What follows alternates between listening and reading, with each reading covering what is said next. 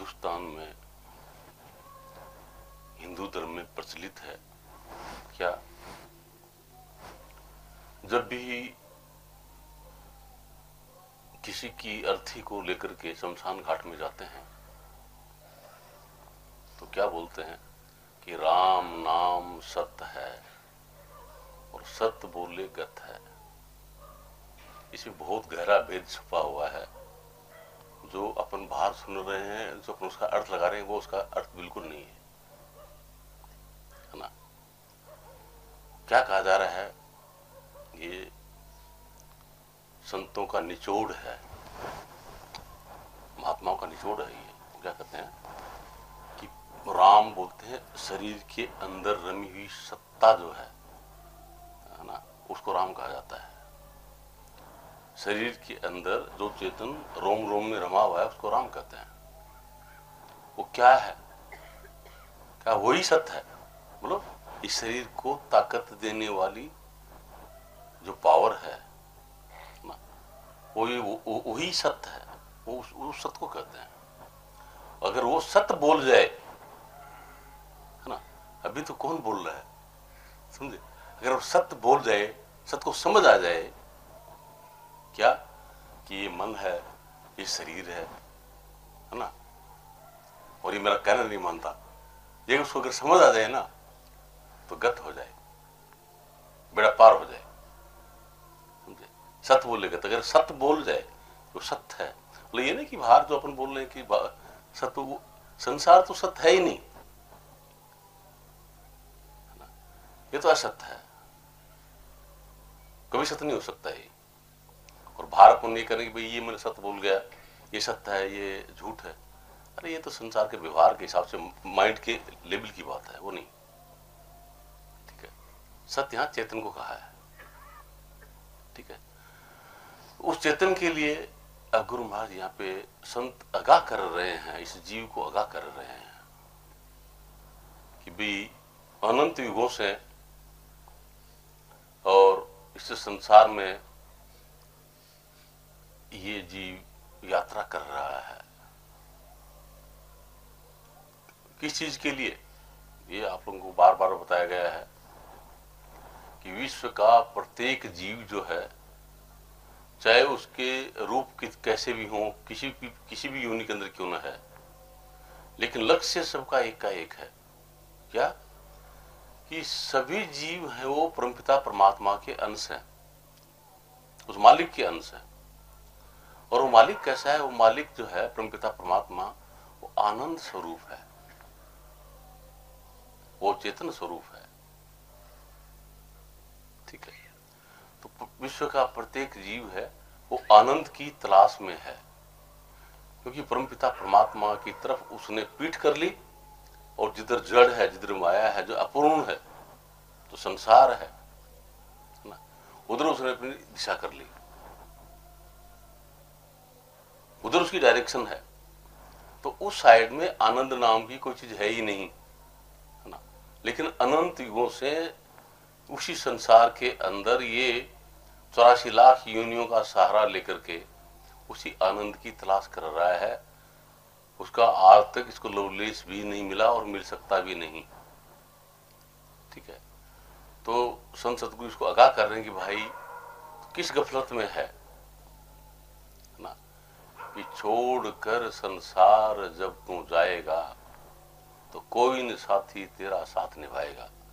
कि इस जीवन के अंदर, संसार के अंदर ये जो जीवन मिला है, इस जीवन में जो तने पसार किया है, चाहे मकान बनाए हैं, चाहे दुकान बनाए हैं, चाहे पद प्राप्त किया, चाहे प्रतिष्ठा प्राप्त की है, कितना भी बड़ा आजिल फाजिल तुम हुआ है, कितना भी बड़ा विद्वान बना है ना, कितना भी बड़ा परिवार है, चाहे राष्ट्रपति का पद भी है,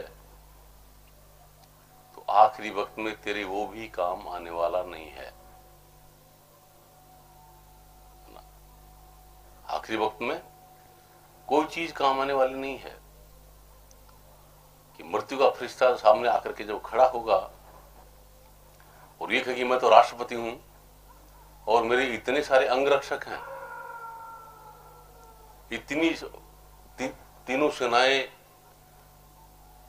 है मेरे पास में, थल सेना है, जल सेना है, वायु सेना है, मुझे तो कैसे ले जा सकता है?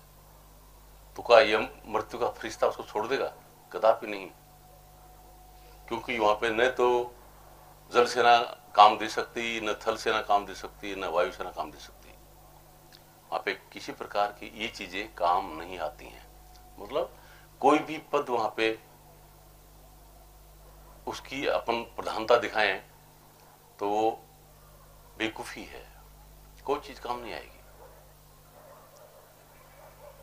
न मकान काम आएगा, न दुकान काम आएगा, कितना भी बड़ा परिवार क्यों न हो, जब मृत्यु का फरिश्ता सामने आके खड़ा होता है तो आप ना कोई भी उसमें से मददगार नहीं हो सकता।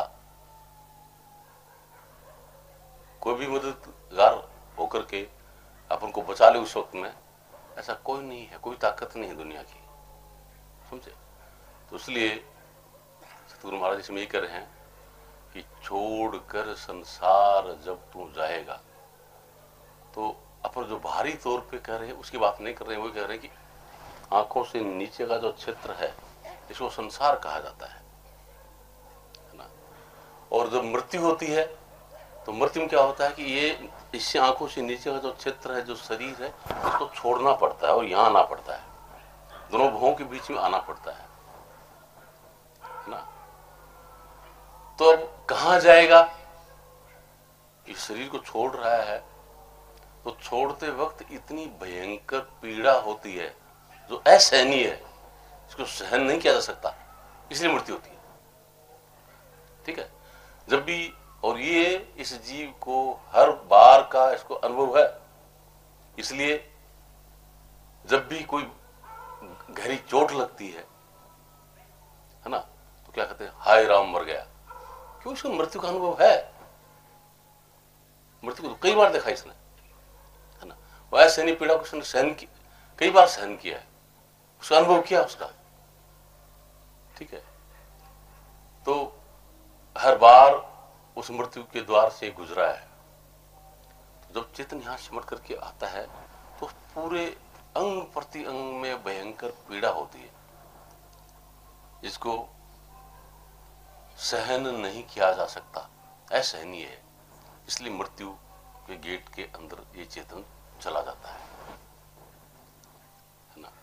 और फिर कि चेतन जाम से होत न्यारा सभी ठाठ माटी का सारा, जैसे ये चेतन इस शरीर को छोड़ करके अलग हो गया तो सब ठाठ जो थे शरीर के मिट्टी हो जाएगा, ये शरीर किसी काम का नहीं रहेगा, है ना। और इसको अर्थी पे सजा करके, अरथी मतलब ये शरीर जब जिसको लेके जा रहे हैं तो क्या कहते हैं, अरथी, कि इस रथ को चलाने वाला इसमें नहीं है। तो शरीर के अंदर शरीर रूपी जो रथ है इसको चलाने वाला इसमें नहीं है, वो निकल गया, तो इसलिए उसको अर्थी बोलते हैं, अरथी, समझे। तो गुरु महाराज कहते हैं कि उस समय जब भयंकर पीड़ा हो रही है तो ये तुम सोच लो कि उस समय मैं परमपिता परमात्मा का भजन कर लूंगा, असंभव। उस समय वो भजन नहीं कर पाओगे बिल्कुल भी, कि पीड़ा से इतने ग्रस्त हो जाएंगे, है ना, कि और कोई चीज याद ही नहीं आएगी। परिवार वाले दिखाई देंगे तो उनकी तरफ आंख भी खुली रहेगी तो आंसू टपका देंगे, वो टपका देंगे, आप टपका देंगे, कोई काम नहीं आएगा, है ना। अब ये ऐसे दृष्टांत बहुत सारे अपने सामने हैं, अलेक्जेंडर का, है ना, वो विश्व विजेता बना, कितना ही उसने माल इकट्ठा किया, है ना, उसको सिकंदर बोलते हैं, तो उसने कितना ही माल इकट्ठा किया, आखिरी वक्त आया, तो उस मृत्यु जब सामने आ गई, गिड़गिड़ाने लगा, सबको कहने लगा कि मुझे मेरी माँ से कोई मिला दे, इतनी देर तक मुझे जिंदा रख दे, तो वो जितना माल मैंने इकट्ठा किया उसका 1/4 उसको दे दूंगा, 25% उसको मैं दे दूंगा, कि कौन उसको बचा सकता है? बोले आधा दे दूंगा, पौना दे दूंगा, पूरा दे दूंगा, लेकिन बचा कौन सकता है? उसने देखा कि ये किसी के बस की बात नहीं है, तो उसने कहा कि हे मालिक, मैंने क्या किया? कितनी माओं के लाल मैंने छीन लिए, कितनी औरतों को मैंने विधवा बनाया है ना? किसके लिए? इस माल के लिए जो आज मेरा साथ नहीं दे पा रहा है, कुछ भी साथ नहीं दे पा रहा है। तो इसलिए लोगों को कहा कि जब मेरा जनाजा निकले, मतलब जब मेरी अर्थी निकले, तो मेरे हाथ बाहर निकाल देना और सबको बताना कि ये कुछ लेके आया नहीं था, कुछ लेके जा नहीं रहा था, यहां जो कुछ किया पूरी खुराफात की, जो कुछ किया पूरी खुराफात की, है ना? जीवन को फालतू में बर्बाद किया, इसका कोई मतलब नहीं निकला। चाहे कितना भी धन इकट्ठा किया, कितना अपने आप को विश्व विजयी बनाया, लेकिन उसका कोई अर्थ नहीं निकला। ठीक है, इसलिए संत यह कर रहे हैं कि भाई तू क्या सोच रहा है? क्या इस संसार यहां पकड़ करके तो इसको बैठा रहेगा हमेशा? छोड़ना पड़ेगा। ये प्रकृति का नियम है कि जो जन्मा सो आया मरण में सभी मौत का भोग, कि जो भी जन्मा है वो मृत्यु में उसकी निश्चित है, पक्का है, और रोजाना उस मृत्यु की तरफ जा रहा है। अपन तो उसका जन्मदिन मना रहे हैं कि 1 साल का हो गया, 2 साल का हो गया, 5 साल का हो गया, 20 साल का, 50 साल का हो गया। और 1 साल का हो गया मतलब कि मृत्यु की तरफ 1 साल आगे चला गया, मृत्यु और नजदीक हो गई। 2 का तो और नजदीक होती जा रही है, यूं आगे आगे बढ़ता जा रहा है, मृत्यु की तरफ जा रहा है ना? ये वास्तविकता है ये। ठीक है, तो कह रहे हैं कि भाई छोड़कर संसार जब तू जाएगा तो कोई नहीं साथी तेरा साथ निभाएगा। समझे? कि जब ये संसार छोड़कर, मतलब यहां से इस शरीर को छोड़ करके तो ऊपर यहां आएगा, तो कोई भी चीज तेरा साथ नहीं देगी। मतलब ये शरीर जिसको तुमने खिलाया पिलाया लाड लड़ाया, है ना, और पूरी जिंदगी इसी के ऊपर लगा दी, इसको खिलाने पिलाने में, नुराले दुराने में, है ना, इसको सुरक्षित रखने में, ठंड से बचाने में, गर्मी से बचाने में, बरसात से बचाने में, है ना, इसी के लिए पूरा जीवन लगा दिया। ठीक है, ये भी साथ नहीं देगा, ये भी साथ तेरे जाने वाला नहीं है, साथ नहीं देगा। ठीक है, और इस शरीर के साथ में लगा दिया, शरीर के साथ में जिनका संबंध है उसके लिए पूरा जीवन लगा दिया, वो कोई भी चीज साथ नहीं आ रही है। ठीक है, साथ क्या आना था? कहा कि प्रभु का भजन किया ना, सत्संग किया ना 2 घड़ियां। कि तेरे साथ जो देने वाली जो वस्तु है वो क्या है? परमपिता परमात्मा का भजन,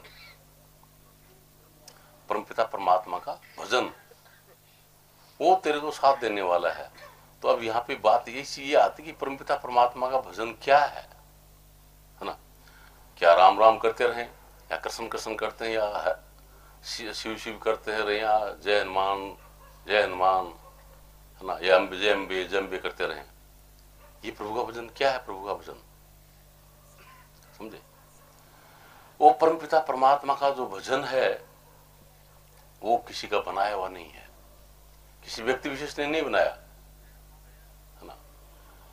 न मंदिर, न मस्जिद, न गुरुद्वारा, न गिरजाघर, है ना, जो बाहर अपन देख रहे हैं, ये मालिक ने नहीं बनाए।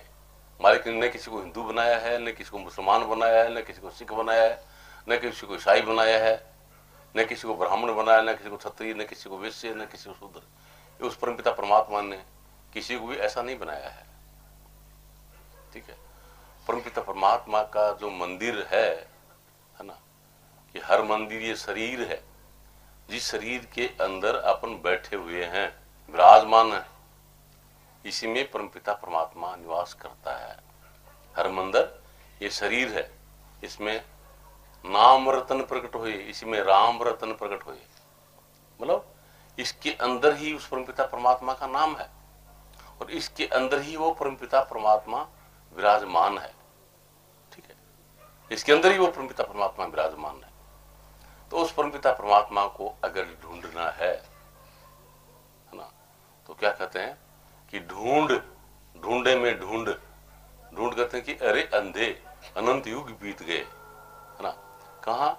मंदिरों में ढूंढते हुए, मस्जिदों में ढूंढते हुए, गुरुद्वारों में ढूंढते हुए, गिरजाघरों में ढूंढते हुए, तीर्थों में, पता नहीं कहाँ का धक्के खा रहे हो, है ना।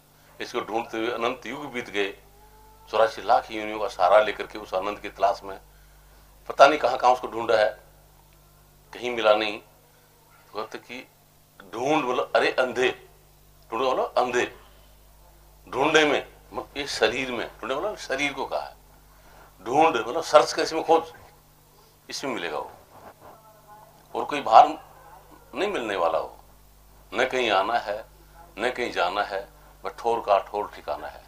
उस परमपिता परमात्मा को ढूंढने के लिए आपको कहीं आने जाने की जरूरत नहीं है, सब ठोर का ठोर ठिकाना है, जहां आप है वहां परमात्मा है ना।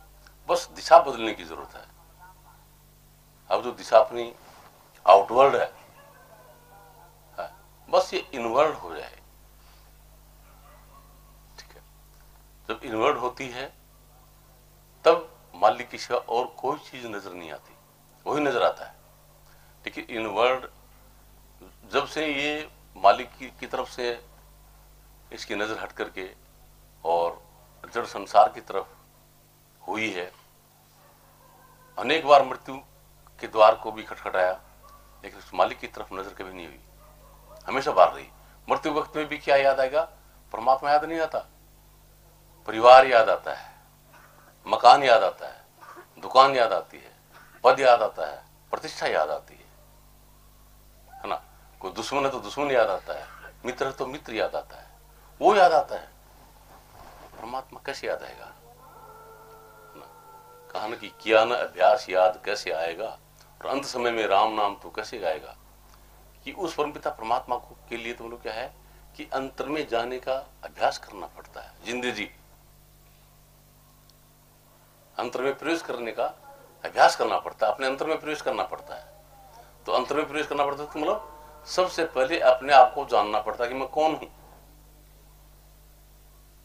उस परमपिता परमात्मा को ये शरीर जान नहीं सकता, ये माइंड जान नहीं सकता, क्योंकि ये जड़ है, शरीर भी जड़ है, माइंड भी जड़ है, ये जान नहीं सकते, है ना। कौन जान सकता है?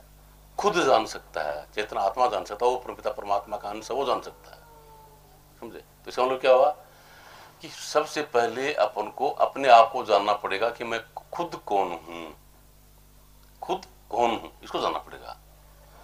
तो ये किससे जान पाएंगे? ये शरीर और माइंड से इसको समझ नहीं पाएंगे। ये साधन है, ये शरीर और माइंड साधन जरूर है, समझे।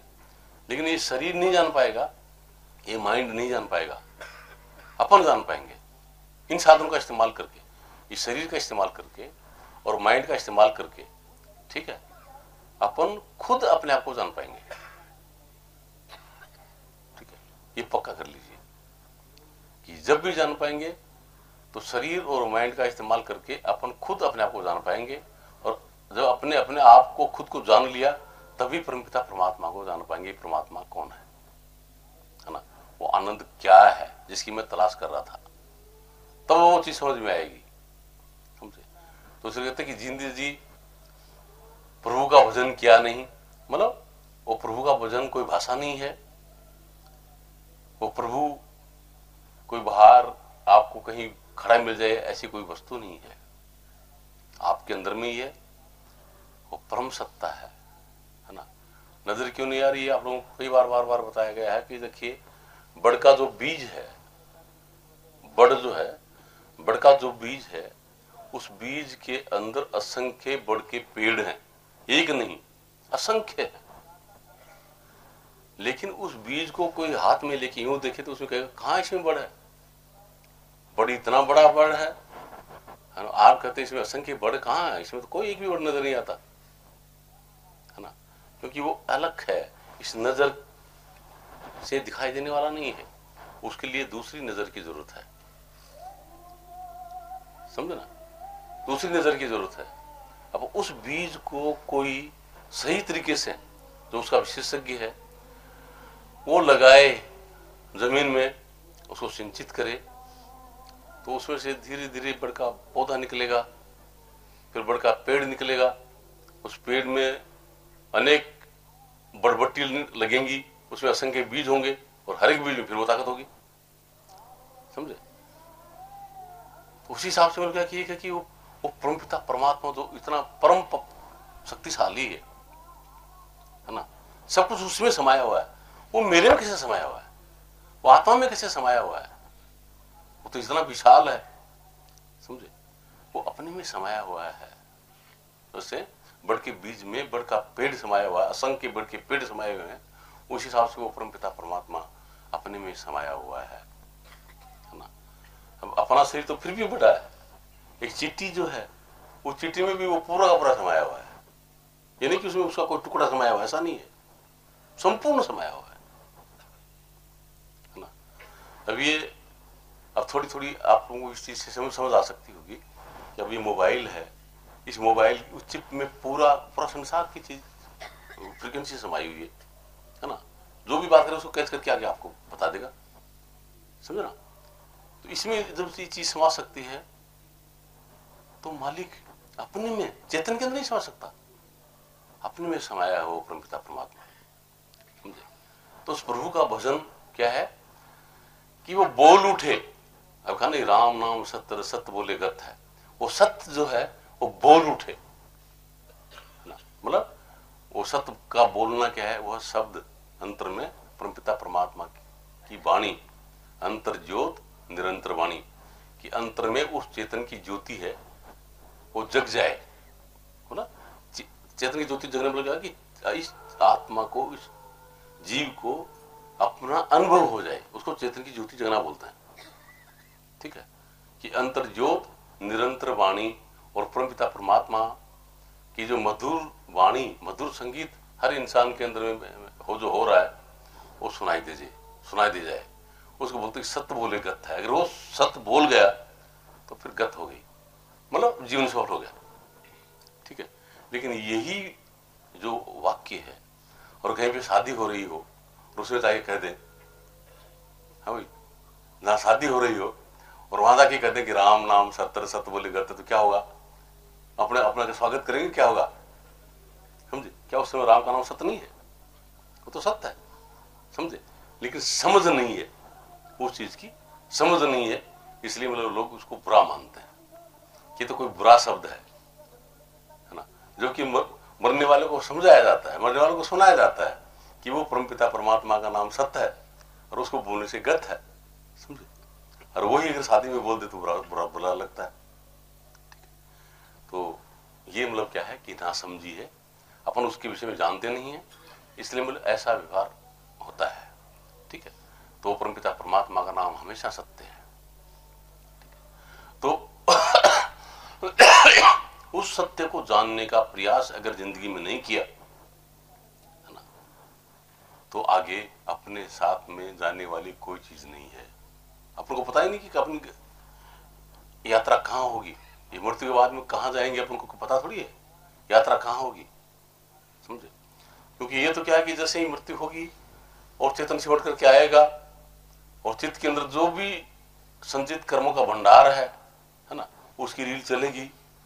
जहां पर अपना टिकाव होगा, जहां पर ठहरेंगे, जो चीज याद आएगी अपन को, उसके हिसाब से आगे की यात्रा हो जाती है। तो उसमें निर्णय होता है उसका। आपको तो अभी तो पता नहीं है कहां यात्रा होगी, साथ में क्या लेके जाएंगे। ठीक है? तो इसलिए गुरु महाराज इसमें आगाह कर रहे हैं कि भैया कि प्रभु का भजन किया ना, सत्संग किया ना, 2 घड़ियां, कि तेरे साथ में जाने वाली जो चीज है वो परमपिता परमात्मा का भजन है ना। उसका शंकर वो ही सत्य है ना। वही परमपिता परमात्मा का जो नाम है वो सत्य है। उसका संग तने कर लिया तो वो कहां जाता है? वो अपने निज घर में जाता है, जिसको अपन अगम घर कहते हैं। उसको चाहे अनामी घर कहो, चाहे उसको सत्संग कहो, है ना, वो अपना निज घर है, वो वहां जाता है। ठीक है? और वो निज घर कैसा है? वो पूर्ण है, वहां परमानंद ही आनंद है ना। अपन है वहां, शरीर है, लेकिन कैसा शरीर? ये 5 भूतों का शरीर नहीं। आकाश से बना हुआ या वायु से बना हुआ, अग्नि से बना हुआ, जल से बना हुआ, पृथ्वी से बना हुआ, ऐसा शरीर नहीं है। समझे? वो शरीर ऐसा नहीं है। वहां पर ये जिस जो माइंड ले रहे हैं, जो जड़ माइंड ले रहे हैं, वो जड़ माइंड वहां नहीं है। समझे? बात बोलो। पूर्ण विवेक है, पूर्ण जानकारी है। किसको? खुद को। और ये जानकारी जो संसार की जानकारी है, किसकी? ये है माइंड को। संसार की जो जानकारी है ये तो माइंड को है, जो जड़ है। संसार भी जड़ है, माइंड भी जड़ है, इसलिए इसके अंदर संसार की जो याददाश्त है वो इसके अंदर आ जाती है। परमात्मा की याददाश्त इस माइंड में कभी नहीं आ सकती, है ना। तो परमात्मा को अपन इस माइंड से जानने का प्रयास करते हैं कि माइंड इस परमात्मा को जान जाएगा, ये भूल है। माइंड परमात्मा को कभी नहीं जान पाएगा। समझे? हाँ, इसका इस्तेमाल करना पड़ता है, इस शरीर का इस्तेमाल करना पड़ता है, इस माइंड का इस्तेमाल करना पड़ता है परमपिता परमात्मा को जानने के लिए। लेकिन जानेगा कौन? चेतन आत्मा। खुद अपन खुद जानेंगे, उसको खुद जान पाएंगे, है ना। शरीर और माइंड नहीं जान पाएगा। समझे?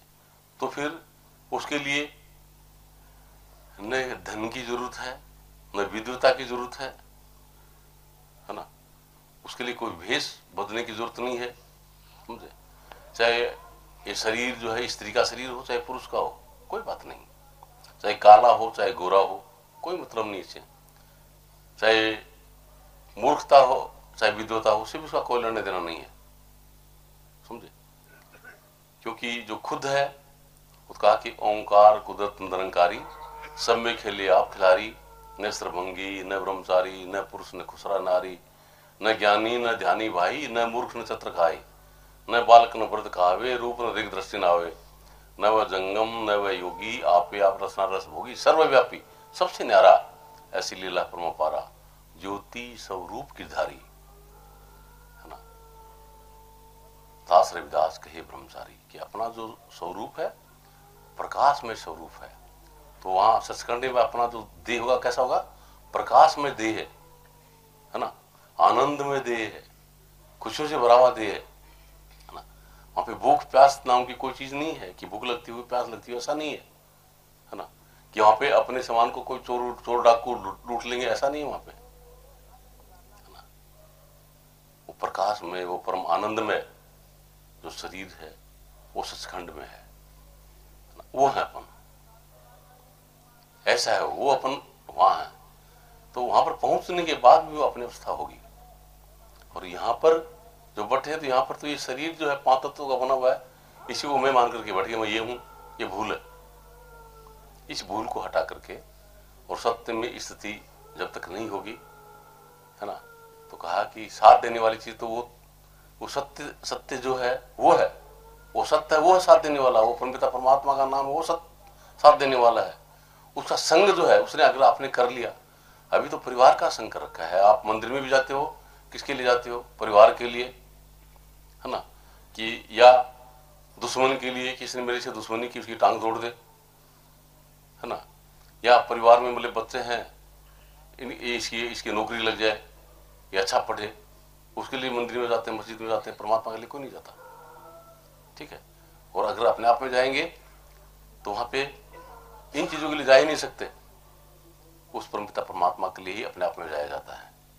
तो अपने आप में जाने की जरूरत है, ठीक है। तो इसलिए कहते हैं कि भाई पूरा जीवन जो है अनंत युगों से इस संसार में, संसार के विषयों के लिए ही खो देते हैं। और उन विषयों में आनंद है नहीं, उन विषयों के अंदर आनंद नहीं है। वो शारीरिक आनंद है, क्षणिक आनंद है। समझे? जिस आनंद की आप तलाश में है, वो आनंद, वो परमानंद, वो परमपिता परमात्मा जो आपका चेतन स्वरूप के अंदर विराजमान होकर आप में बैठा है, उसके अंदर है। तो अपने आप में ढूंढे कि ढूंढ में ढूंढ कि हे मूर्ख, इस शरीर के अंदर सर्च कर, बोलो अपने आप में सर्च कर। तब वो परमपिता परमात्मा प्रकट होगा, तब वो आनंद मिलेगा, है ना। तब ये अनंत युगों से जो अपनी यात्रा हो रही है, ये यात्रा पूरी होगी। ऐसे वो यात्रा पूरी होने वाली नहीं है, ठीक है। तो साथ देने वाला वो परमपिता परमात्मा का सच्चा नाम है। उस सच्चे नाम की अपने आप में तलाश करनी पड़ती है। सतगुरु जो तो बाहर इशारा करते हैं, सतगुरु कहते हैं जब सतगुरु प्रसन्न हो, दे नाम का दान, दीन हो हृदय द्रोह करो नाम पहचान। जब सतगुरु खुश होकर के आपको नाम का दान देते हैं, इसका मतलब क्या है ना। दे नाम का दान मतलब क्या है कि नाम जो परमपिता परमात्मा का आपके अंदर में विराजमान है, उससे आपको कनेक्ट करते हैं, आपको जोड़ते हैं, समझे। अभी किसी जुड़े हो, अभी अनंत अनंत युगों से जो संचित कर्म चित्त के अंदर मौजूद है ना, उससे जुड़े हुए हैं और मृत्यु के वक्त में उसी से जुड़ जाते हैं, फिर आगे की यात्रा शुरू हो जाती है, ठीक है। अभी तो इस तरीके की व्यवस्था है, लेकिन सच्चे संत सतगुरु क्या करते हैं कि वो नाम का दान देते हैं। मतलब जो जहां पर नाम है, परमपिता परमात्मा का नाम है, उधर आपको कनेक्ट कर देते हैं, उधर आपका कनेक्शन कर दिया जाता है। और चित्त की तरफ जो अनंत युगों से संचित कर्मों का भंडार भरा हुआ होता है, उधर से आपका कनेक्शन काट दिया जाता है, हटा दिया जाता है, समझे। इसलिए कहते हैं कि दे नाम का दान, सदगुरु ने नाम का दान दे दिया, मतलब नाम की तरफ आपको कनेक्ट कर दिया, ठीक है। अब क्या है कि दीन हो हृदय द्रोह करो नाम पहचान। तो अब ये संसार के अंदर जो अपने अंदर झूठा अहम है, क्या कि मैं विद्वान हूं। विद्वान कौन है? मैं हूं क्या? ये चेतन विद्वान है क्या? ये कौन है? ये तो शरीर, ये माइंड की अवस्था है। मैं मूर्ख हूं, मैं विद्वान हूं, मैं धनवान हूं, ये किस चीज की अवस्था है? ये तो मानसिक लेवल है, समझे। उसको छोड़ करके चेतन के लेवल पे आइए, समझे। वो चीजों को छोड़ करके चेतन के लेवल पे आइए। इसलिए कहते हैं कि जब सतगुरु प्रसन्न हो, दे नाम का दान, दीन हो हृदय द्रोह। मतलब ये जो झूठा अहमे है उसको हटा करके और उस नाम को अपने अंदर में खोजो, उसकी पहचान करो। दीन हो हृदय द्रोह करो नाम पहचान, उस नाम की पहचान करो, तो वो आपका साथी है। उसको सतगुरु बोलते हैं। सतगुरु वो है, समझे। उसका आपने संपर्क कर लिया तो जीवन सफल हो गया, ठीक है। क्योंकि वो सत्य शरीर के अंदर जो पड़ा हुआ वो सत्य है। कहां पड़ा है वो? गो मतलब अंधेरे में पड़ा हुआ है, समझे। और उसको प्रकाश दिखा दे, प्रकाश नजर आ जाए, मतलब चेतन का अनुभव करवा दे, उसको सतगुरु कहते हैं, है ना। और वो अनुभव कब होता है? जब अंतर में जो नाम है, उस नाम के अंदर अपनी मौजूदगी होती है, तब वो अनुभव होता है।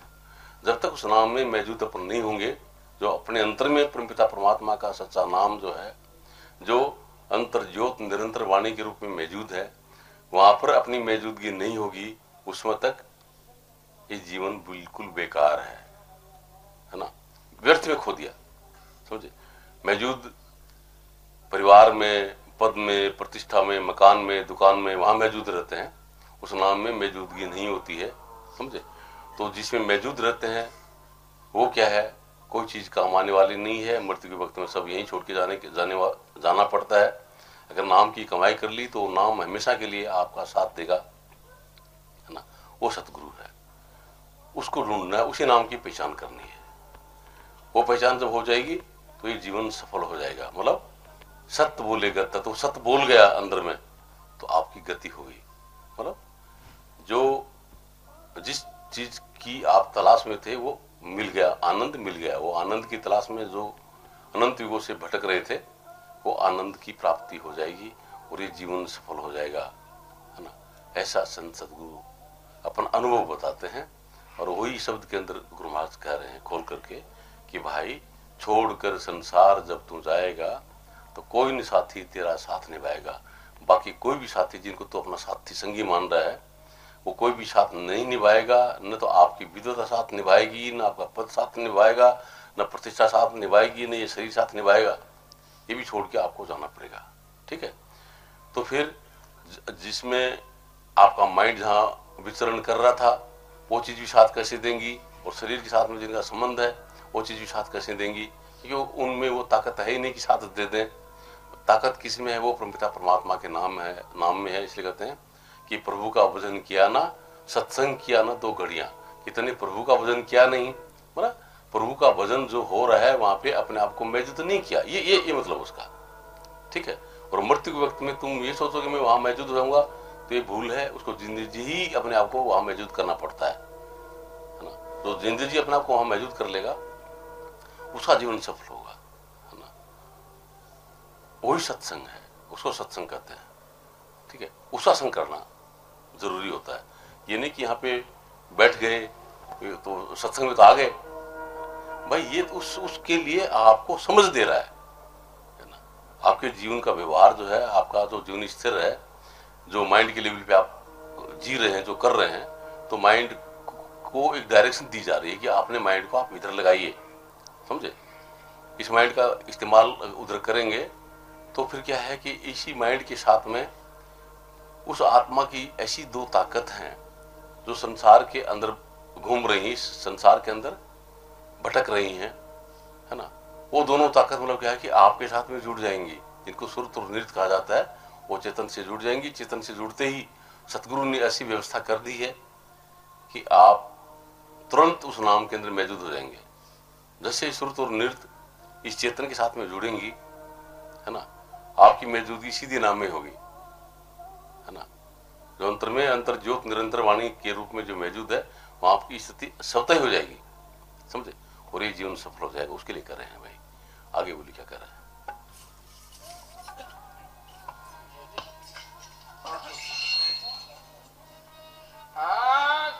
छोड़ के संसार जब तू जाएगा, कोई न साथी।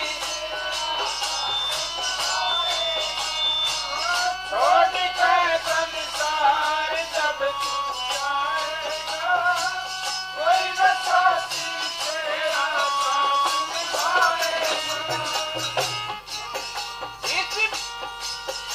इस पेट भरण की खातिर पापी पाप कमावे निस दिन।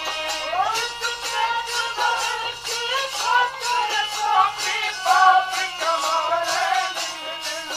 शमशान में लकड़ी रख के आग लगेगी, इतनी खाक हो जाएगा, कोई न साथी तेरा साथ निभाएगा। ये तो आप लोगों को बताया जा चुका है ना, कि ये जो शरीर है इसको तो छोड़ना पड़ेगा और शमशान में ले जाकर इसको आप घर वाले ही जला देंगे, है ना। जिसको इतना लाड लड़ाया, इसी परवरिश की, पूरी जिंदगी इसके लिए बर्बाद की, है ना, तो इसकी ये अवस्था होगी, है ना। क्या कि जब इसको शमशान में ले जाके के जलाया जाएगा, है ना, इसके ऊपर मतलब क्या है कि घास उगेगी, मतलब शरीर के जिसके ऊपर अभी आप एक कांटा भी नहीं चुभने दे रहे, उसमें घास उगेगी उस पर, और उसके ऊपर पशु चरेंगे, समझे। इसकी राख हो जाएगी तो राख के ऊपर घास भी उगेगी, पशु भी चरेंगे। और आज इसके ऊपर एक सूल भी लग जाए तो भी दर्द होता है, समझे। ये हालत इसकी होगी। ऐसा है ये। गुरु महाराज कहते हैं भाई संभल जा, है ना, इसका इस्तेमाल कर। ये शरीर जो दिया गया है, ये इसको बर्बाद करने के लिए नहीं दिया गया है कि इसकी परवरिश करने में ही तुम अपना जीवन लगा दो, समझे। जो जिस पर्पज के लिए तुम आए वो काम पूरा कर लीजिए। क्या कि मान लिया जैसे कि अभी अब हम ओनजीसी में सर्विस करते हैं, तो ओनजीसी में किसी विशेष कार्य के लिए कहीं भेजा जाए, मुंबई भेजा या कलकत्ता भेजा या और कहीं भेजा, भाई ये काम तुमको, ये मीटिंग अटेंड करनी है या ये काम करके आना है, उसके लिए वहां भेजा जाए। और फिर भेजा गया तो वहां क्या करके किसी होटल में ठहरना पड़ता है। होटल में ठहर करके ये मान ले कि होटल मेरा है ना, तो भी गलत बात है। उसके लिए थोड़ी भेजा कि तुम होटल को मान लेना कि होटल मेरा है, समझे। और ये कि नहीं, होटल तो मेरा तो नहीं है, उसको तोड़ने लग जाए तो भी आपको कौन तोड़ने देगा, समझे। तो ये जो शरीर है, ये बार बार आप लोगों को बताया कि किराए का मकान है। ये आपका नहीं, किराए का मकान है, ये चंद दिनों के लिए मिला है।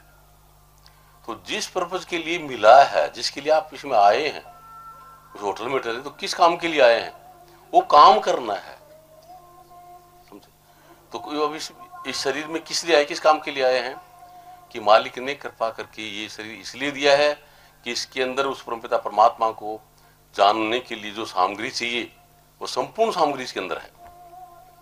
कोई भी चीज इसमें कमी नहीं है, संपूर्ण सामग्री है, समझे। तो उस सामग्री का इस्तेमाल करके उस परमपिता परमात्मा की याद में जग जाओ, इसके लिए शरीर मिला है। हाँ भाई, चला गो।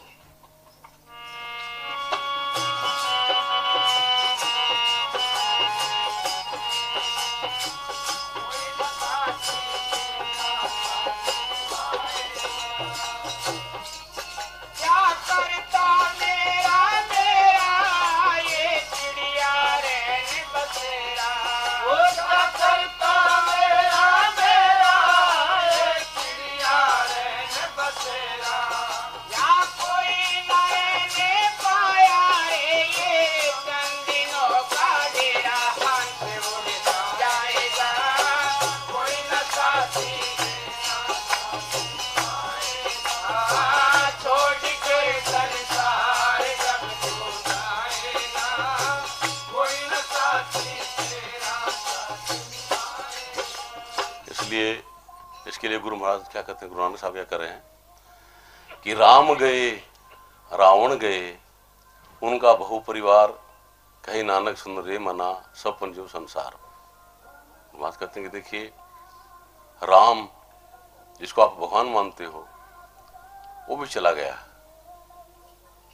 रावण जो उसके साथ में युद्ध करने को तैयार था, युद्ध किया उसने उसके साथ में, वो भी चला गया, है ना। और फिर 1 लख पूत 1.25 लाख नाती, उस रावण घर दिया नबाती। उसके 1 लाख तो पुत्र थे, 1.25 लाख उसके रिश्तेदार थे उस रावण के, है ना। उस घर में आज दीवा जलाने वाला भी नहीं है। तो तेरी क्या मजाल है, तू क्या करना चाहता है यहाँ पे, है ना, क्या करना चाहता है, क्या हासिल करना चाहता है। तो इतने बड़े योद्धा, इतने बड़े विद्वान, है ना, और जो राम के साथ में युद्ध करने की उनके पास में ताकत थी, वो चले गए। तो तू यहाँ पे क्या क्या थाना चाहता है, समझे। जो कुछ भी थाना चाहता है तेरा भ्रम है, समझे। इस भ्रम को तोड़ करके जिस पर्पज के लिए ये जीवन मिला है ना, उस लक्ष्य को हासिल कर ले। यही संत बार बार टकोर करते हैं। और उस लक्ष्य को हासिल नहीं किया तो जीवन बिल्कुल बेकार हो गया, और पता नहीं फिर मिले या नहीं मिले। मिलेगा तो कब मिलेगा तो पता नहीं, है ना। कितनी अरसा बीतने के बाद में दोबारा मनुष्य का जीवन मिले, क्योंकि इसके अंदर परमपिता परमात्मा को जानने की संपूर्ण सामग्री है ना। ये संपूर्ण सामग्री वाला जो जीवन है, बहुत मुश्किल से मिलता कि बड़े भाग्य मानुष तन पावा, सुर दुर्लभ सब संत ही गावा, है ना। ये देवताओं को भी संभव मतलब संभव नहीं है कि उसको मिल जाए, समझे।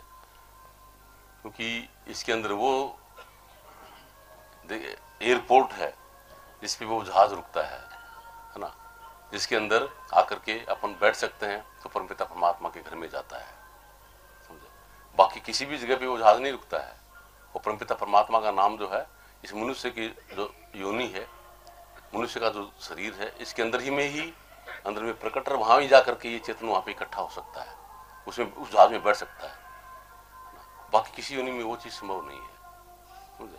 तो इसलिए इसकी महत्ता को बताते हुए करें कि भैया इस शरीर और इस माइंड का सही तरीके से इस्तेमाल करके और जो आपका लक्ष्य है उस लक्ष्य को हासिल कर लो। आगे बोलो। वो छोड़कर संसार जब तू जाएगा, कोई न साथी तेरा साथ निभाएगा। सत्संग की है ये गंगा रे, तू इसमें लगा ले गोता। सत्संग की है ये गंगा, तू इसमें लगा ले गोता।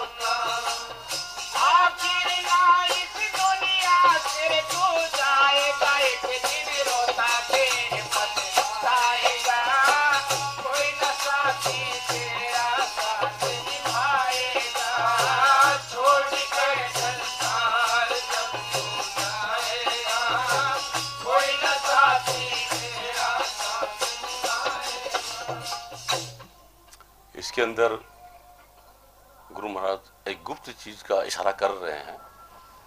वो गुप्त चीज ये है, देखिए, ये जो शरीर है, अब इसके अंदर ये 5 तत्व हैं जिनसे ये शरीर बना हुआ है, और 5 तत्वों के 5 विषय हैं। शब्द, स्पर्श, रूप, रसगंधा, पंच विषय बस जीव है अंधा, है ना।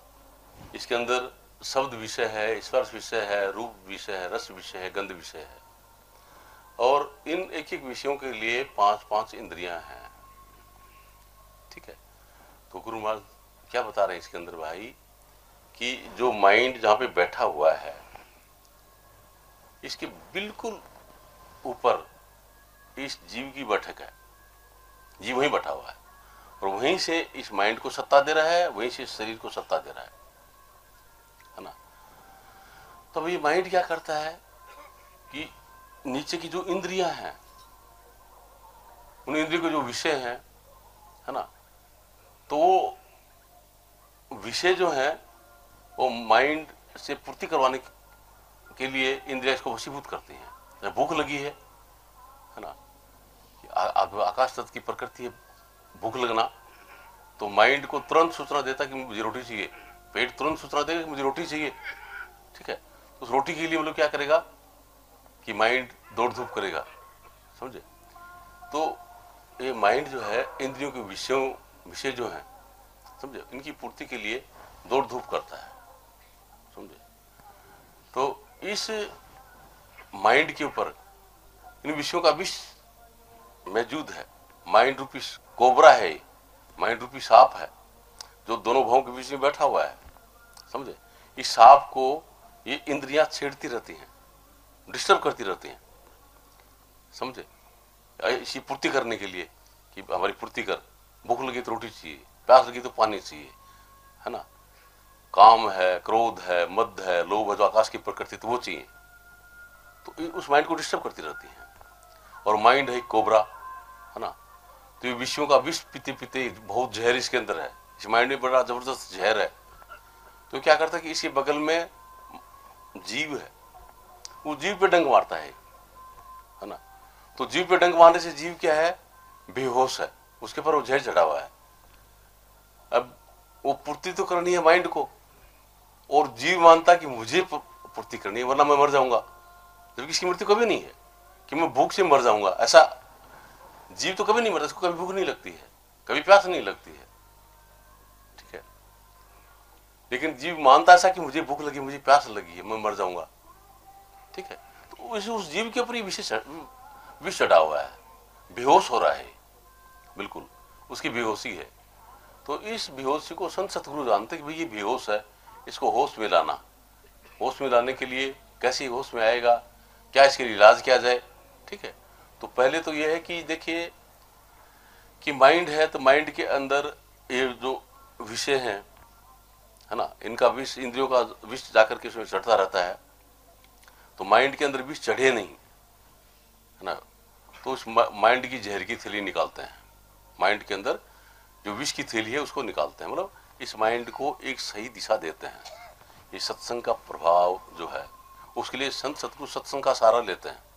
सत्संग के सहारे से इस माइंड को एक सच्ची समझ देते हैं, क्या कि भाई तुम हिंदू नहीं हो, तुम मुसलमान नहीं हो, तुम सिख नहीं हो, तुम ईसाई नहीं हो, तुम परमपिता परमात्मा के सच्चे के इंसान हो। ये समझ दी जाती इसको, है ना। इधर तो दौड़ धूप लगा रहा ना कि बेवकूफी की छोड़िए, तुम न ब्राह्मण हो, न क्षत्रिय हो, न वैश्य हो, न शूद्र हो, समझे, ये नहीं हो तुम, समझे। जाति तो दो ही हैं, एक तो स्त्री की है, एक पुरुष है, ये दो ही जाति है और कोई जाति नहीं है। ठीक है। और धर्म है इंसानियत, उसको अपनाओ। तो वो समझ किस आती है, सत्संग से समझ में आती है। ठीक है। तो पहले जो माइंड के अंदर जो जहर की थैली है, उस जहर की थैली को निकाला जाता है। ठीक है।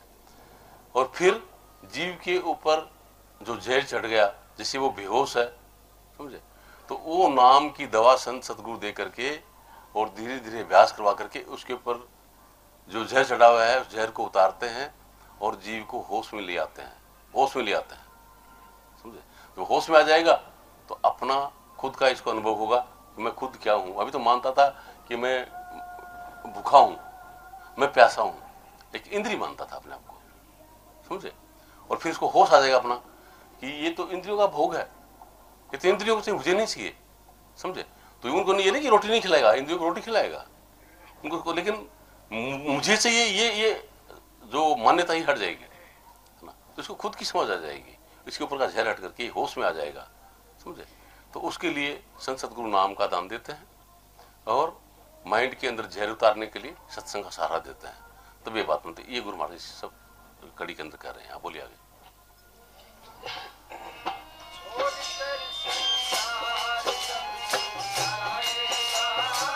कोई न साथी तेरा साथ निभाएगा, छोड़ के संसार जब तू जाएगा, कोई न साथी तेरा साथ निभाएगा। अब गुरु चरण में इस दिन तू ध्यान लगा ले बंदे, अब गुरु चरण में इस दिन तू ध्यान लगा ले बंदे, कट जाएंगे सब तेरे ये जन्म मरण के फंदे, पार हो जाएगा, कोई न साथी तेरा साथ निभाएगा, छोड़ कर संसार जब तू जाएगा, कोई न साथी तेरा साथ निभाएगा। इसमें गुरु महाराज क्या कर रहे हैं कि भाई गुरु चरण में निस दिन तो ध्यान लगा ले बंदे। तो गुरु के चरण क्या, आप लोगों को बार बार बताया गया भाई कि अपने अंतर में जहां पे ये जीव है इसके जस्ट ऊपर अंतर ज्योत निरंतर वाणी है, मतलब परमपिता परमात्मा ने ऐसी ताकत रखी है ना, जो हमेशा चेतन है। उसके संपर्क में यमदूत भी नहीं आ सकते, समझे। वो परमपिता परमात्मा का नाम है अंतर ज्योत, और वहीं पे परमपिता परमात्मा खुद अपन को आवाज लगा रहा है कि मेरी संतान जो है, जो मेरे से बिछुड़ गई है ना, मेरी आवाज को सुन ले और आवाज को सुन करके जग जाए, है ना, जिंदी हो जाए। क्योंकि ये बाइबल में भी यही लिखा हुआ है क्या, कि ये जो मुर्दे जो कब्र में गड़ गए, जब मैं आऊं और मेरी आवाज को सुन लें तो सब जिंदे हो जाएंगे, है ना। तो क्या कहना चाहते हैं इसके अंदर, वही कह रहे हैं क्या कि अभी जितने भी जो जीव हैं ये कब्रों में गड़े पड़े, 84 लाख योनियों में गड़े पड़े हैं। मतलब कोई कीड़ी बन गया तो वो मानता कि मैं कीड़ी हूं, कोई सांप की योनि में तो मानता कि मैं सांप हूं, है ना। कोई पशु की योनि में तो मानता अपने आप को पशु, मानता कि मैं पशु हूं। अगर मनुष्य की योनि में है, स्त्री की योनि में तो मानता कि मैं स्त्री हूं, पुरुष की योनि में आ गया तो मानता हूं मैं पुरुष हूं। मतलब ये कब्र है, इन कब्र के अंदर वो गड़ गए, मान लिया कि मैं ये हूं, जबकि वो नहीं है, गड़ गए, समझे, गड़े पड़े हैं। तो अब क्या कहते हैं कि जो मेरी आवाज सुनेगा, मतलब अंतर में जो परमपिता परमात्मा का नाम है, समझे, वो है कि इसको कोई सुन लेगा तो जिंदा हो जाएगा। मतलब गड़ा हुआ है, मुर्दा पड़ा है अभी, ठीक है, और उस आवाज को सुन करके जिंदा हो जाएगा, इसकी बेहोशी हट जाएगी और जीवन सफल हो जाएगा।